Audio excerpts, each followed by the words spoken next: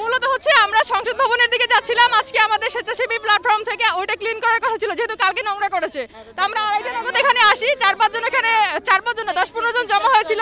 এরপর বলতেছে একটা লাশ, তো আমরা শিওর ছিলাম না, কারণ এরপর হচ্ছে একটা বোট গেছে, বোট যাওয়ার পরে ঢেউয়ের কারণে এটা উপর নিচ হচ্ছিল।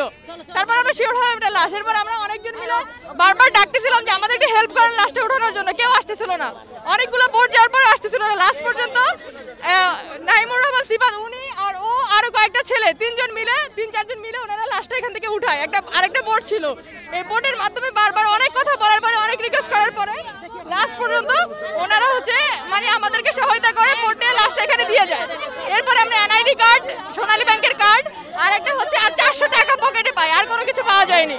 না, লাশ আজকে টোটাল 4টা লাশ পাওয়া গেছে, এখানে 2টা ব্রিজের উপরে, এরপর হচ্ছে এখানে একটা ওনার আর একটা হচ্ছে ওইদিকে পাওয়া গেছে। হ্যাঁ, 4টা পাওয়া গেছে। একজনের হচ্ছে গুলি লাগা, আর একজন হচ্ছে পেটে হয়তো বা আপনার ছুরি দিয়ে আঘাত করেছে, আর ওনার এখানে গলায় একটা দাগ আছে, আর কোনো কিছু পাওয়া যায়নি।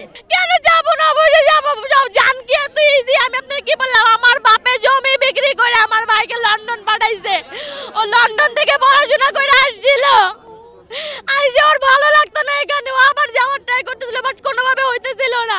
ওর কোনো অনেক চাকরির ট্রাই করছে, চাকরিও হইতেছিল না। আমার থেকে 15 বছরের বড়, মানে 10 বছরের বড়। ভালোবাসতো, সবচেয়ে বড় কথা ওর যে মেয়ে, আমাদের তো মানে ওর মেয়ের জন্য কষ্ট, ওর মেয়ে তো এতিম হয়ে গেছে, ওর তো আর কেউ নেই এই দুনিয়ায়। মা তাকে 1.5 বছর আগে হারিয়েছে, মার কথার মনেও নেই, আমার মা পালতে আছে ওকে। আর বাবা ছিল, বাবাটা এত ভালোবাসতো আমার ভাতিজিকে, যা বলার বাইরে।